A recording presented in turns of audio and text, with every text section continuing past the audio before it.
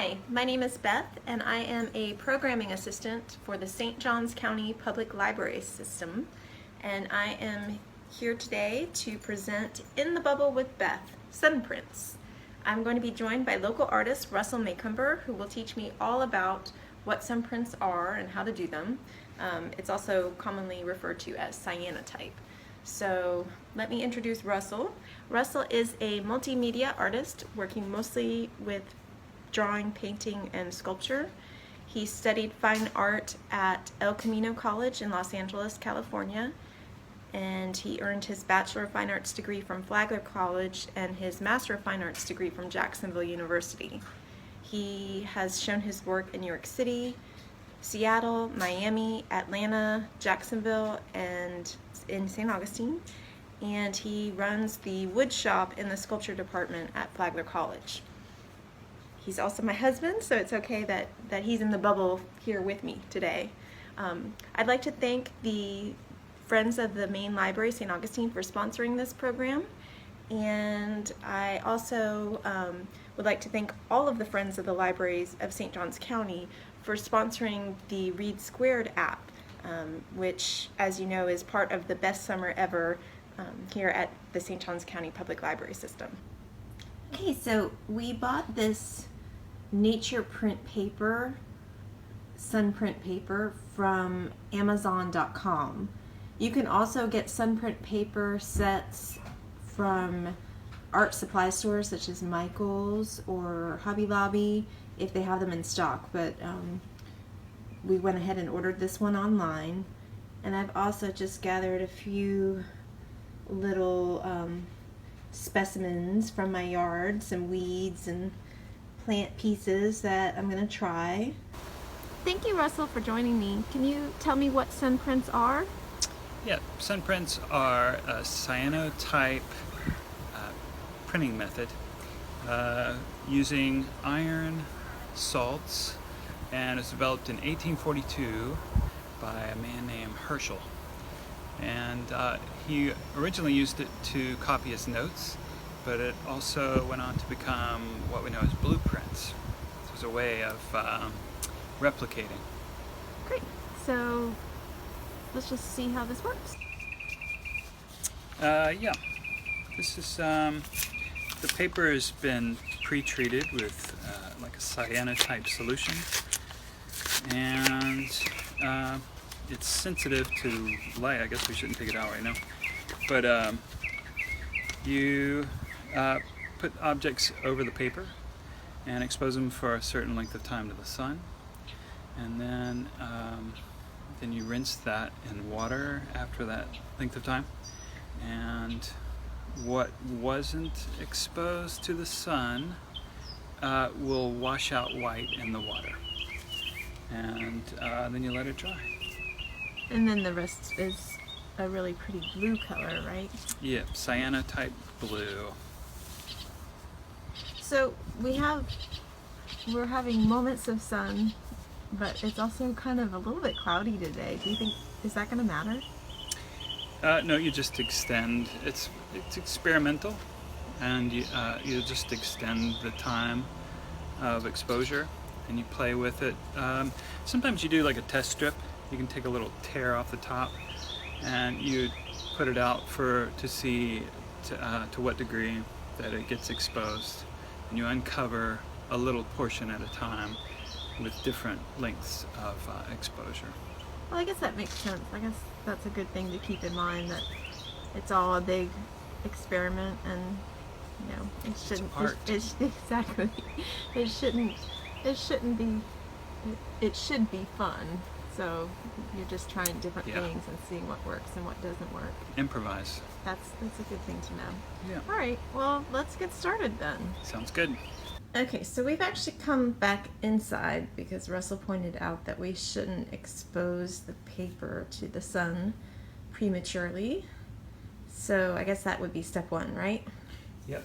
And the paper is sensitive to UV light, and not so much to incandescent indoor light bulbs. So we should be good in here. I'll unpack this one.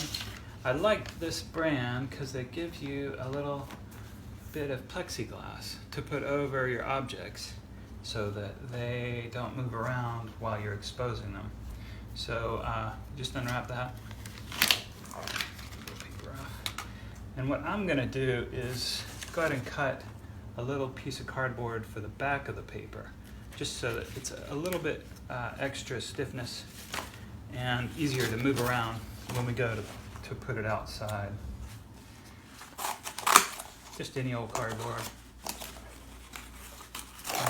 Home delivery cardboard going around these days.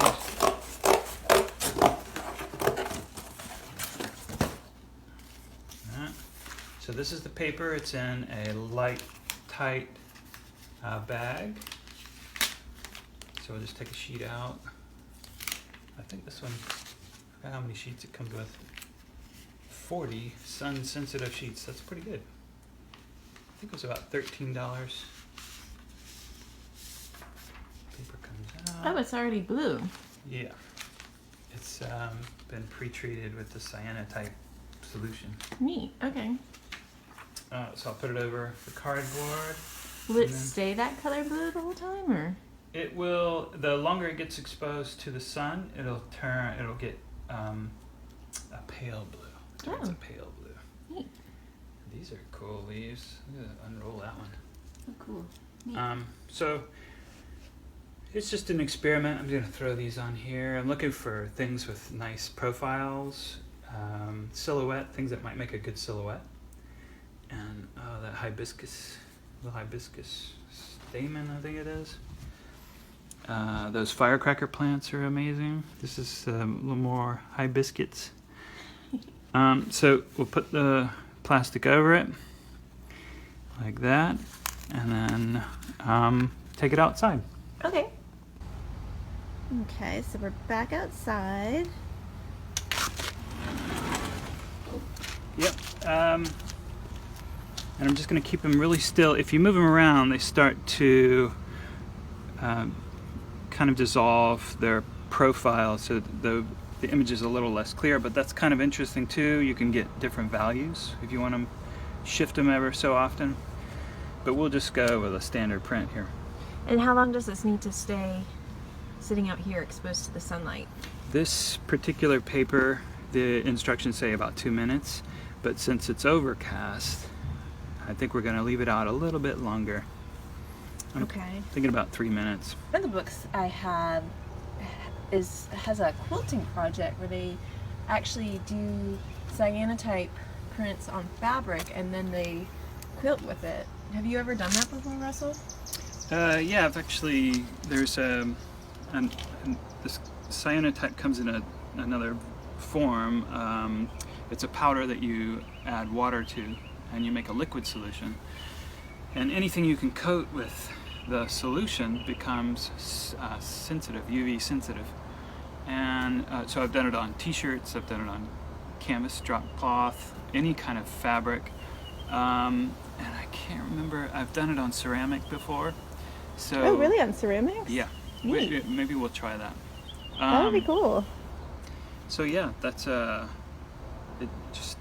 sticks to anything, pretty much. Anything that'll absorb water will become light sensitive. Neat. All right, so we're at 2 minutes and 20 seconds. I can see, it does seem like that the paper's getting, it's hard to see maybe on film because of the reflection from the plexiglass, but the blue is starting to look a little more pale. You can see on that edge where the paper is exposed directly to the light. Oh, right, yeah. That it's getting lighter. Neat. Look at the ants, that'd be interesting. Yeah, that'd be like a little... What'd you say the time was? Now it's 2:49. Okay. I think we're good. Let's try this. Okay, so what do we do at this point? We're going to keep it together. Okay. And take it inside and put it in underwater. And oh, I can see the blue now here. Yeah, rinse. Okay, so we're inside and we've got this nice pretty bowl that your mom made full of just regular tap water. And what are we gonna do from here? Okay, we're gonna rinse the paper. Take the plexi off. dump your articles. Oh, look at that. It's like darker. I thought it would be lighter. But it's actually darker where the plants were. Mm-hmm. Oh, I guess because it wasn't exposed to the sun. Ah, but here comes the magic. Neat. Oh, look. Look how pretty.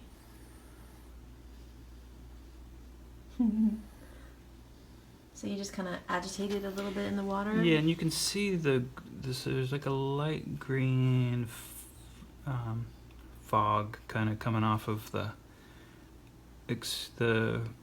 places that were covered. And that's the solution that didn't get exposed, so it doesn't stay. It doesn't adhere to the paper or stain the paper. But there's a way to kind of speed this up. It'll get darker with age. The blue will get darker? Or yes. the white? The blue? The blue will. Ooh, look at that ghosty. Neat. That's where the ghosty edges is where the sun got around the objects that we were using to. Oh yeah, I see it. It's like it almost looks like movement in a way. Mm. So cool. This is kind of a special moment. We're gonna, peroxide will actually speed up it's like a catalyst. It'll make the paper get darker quicker. If you leave it on its own, after about 2 or 3 days. It's just regular hydrogen peroxide, nothing Yep. special there. From the grocery store. And you just pour it on. Try and get this. You just pour it directly onto it? Yeah. Oh wow. Oh, that's so pretty.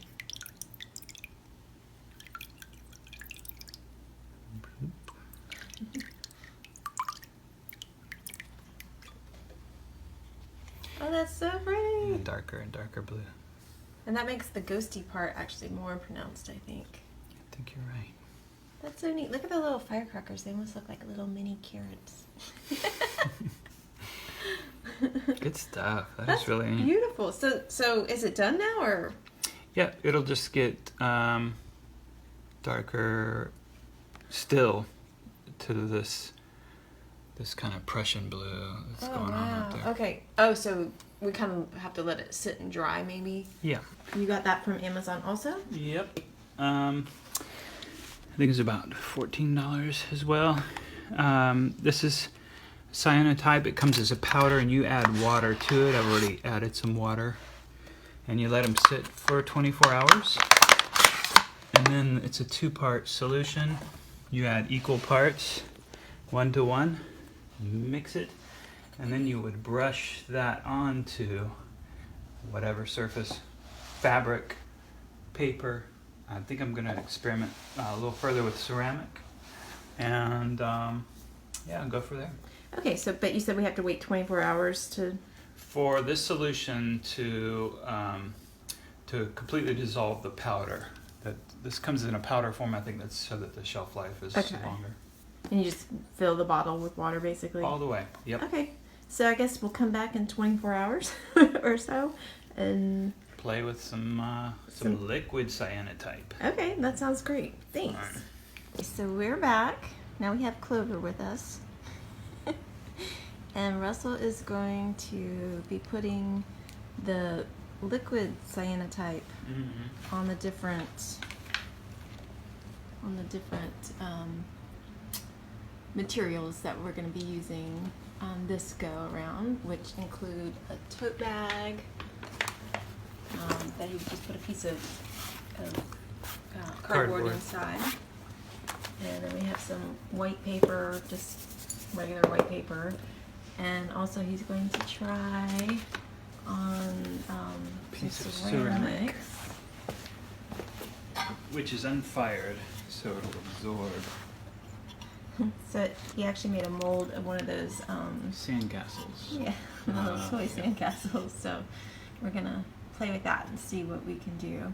So the cyanotype, if you remember, Russell had added water to fill the bottles, and we've let them set for 24 hours so they're ready to go. Okay, and so Equal parts. When you mix them, they're equal parts. So this is a graduated. This is really deluxe.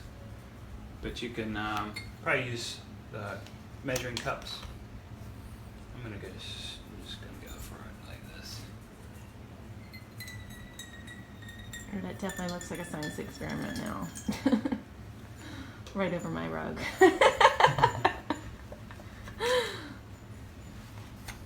I'm a professional. Mhm.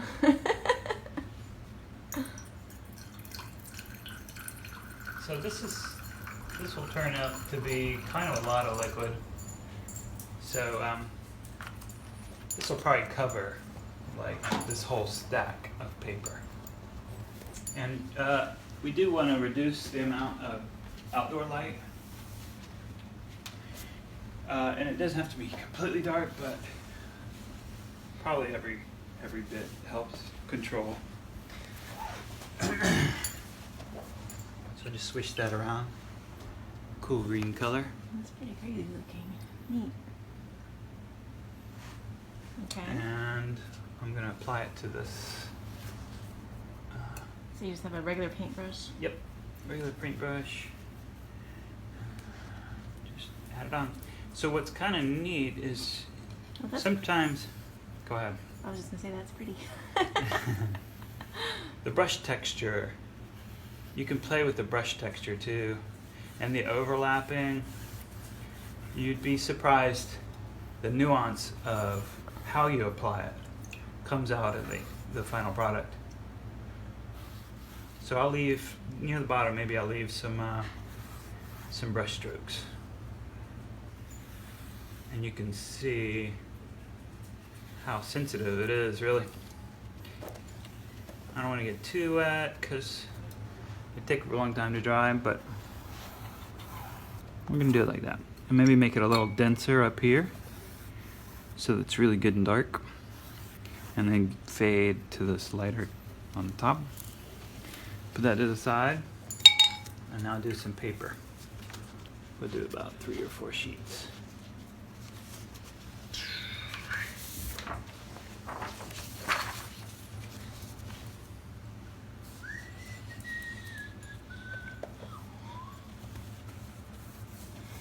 And really, I guess you're just kind of making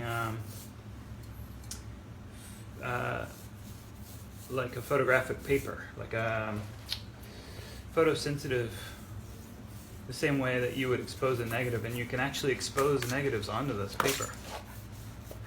If you had a large negative, Neat. you could put it on there and it would pick up the image.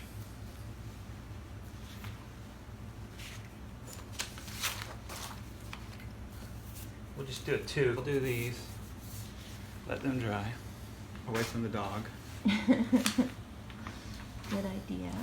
And then I'm just gonna draw on this one.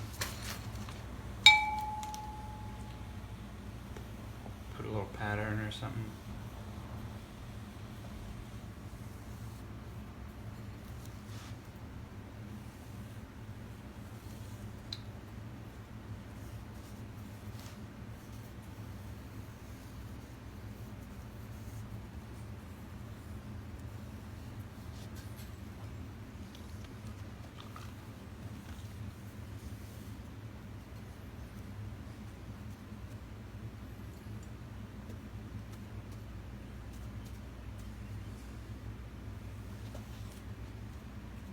What's neat is this is obviously a little bit more work than the paper, which was obviously super easy.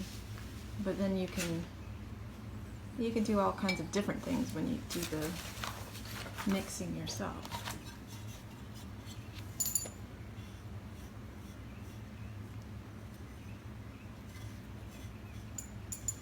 The ceramic absorbs real quick.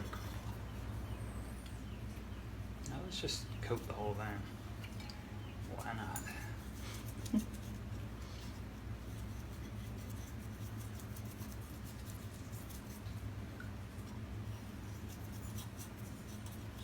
Probably want gloves.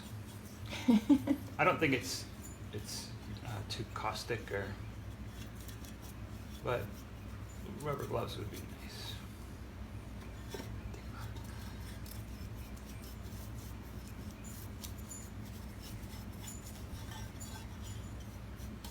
All right, let's see. This is an experiment. This may or may not work. So now we just have to set everything aside to dry for a bit? Yep, in the dark. You want to put them in the dark. Okay. All right. Okay, so we will let the cyanotype solution dry on our different materials, and then we're going to do the same process outside. Put it out in the sun for a few minutes. With the ceramic castle, we'll put it out for a little bit longer than usual, probably at least 5 minutes or so, and then rinse them in water, let them dry, and then we'll come back and look at all of the different materials and how they turned out. So see you in a bit. Okay, so let's show off all of our work. Here are 2 prints on that pre-treated paper that we did that first day. And you can tell this one has the hydrogen, the one on the left has the hydrogen peroxide on it. It came out really blue. So that's with the nature print paper.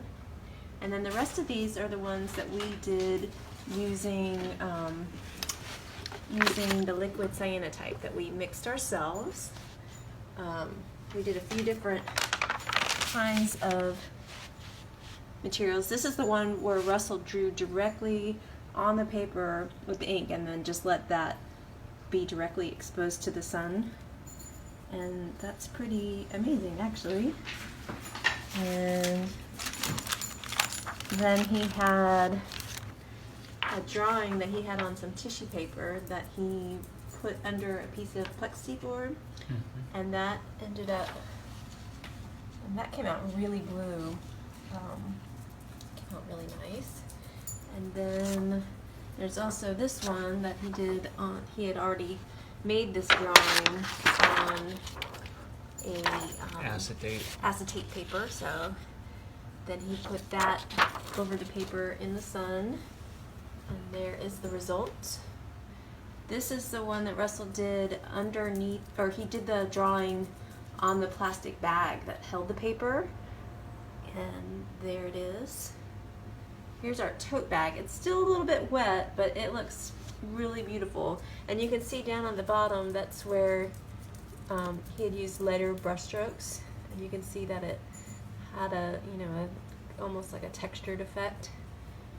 And then this was our just random happy accident, as Bob Ross would say, when he had to clean up a spill with one of our kitchen rags. So there you go.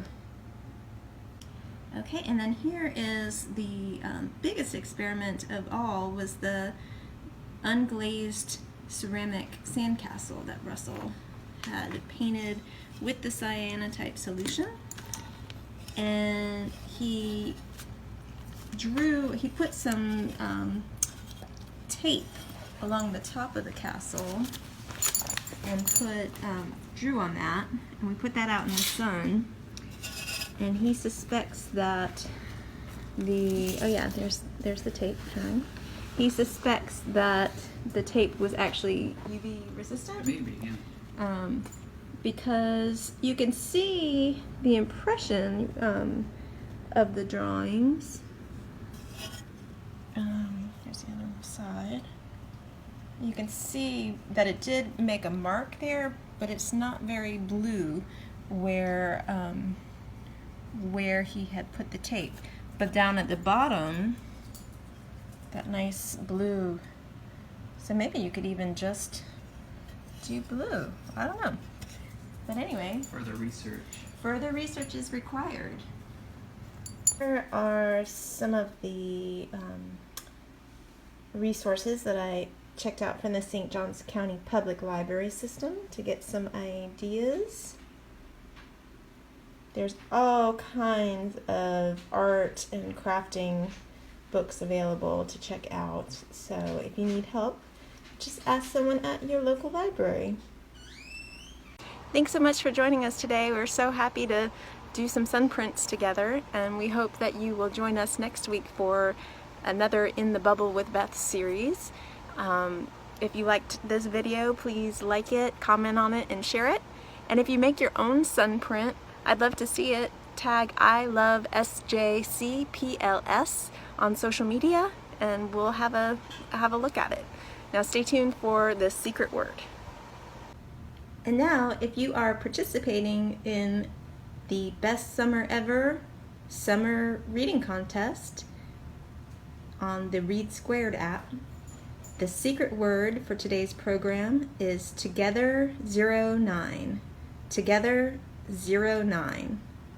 Also, don't forget, if you make your own sun print, we'd love to see it. Take a picture and tag us on social media. Hashtag I love SJCPLS. Thanks again. We'll see you soon at the library.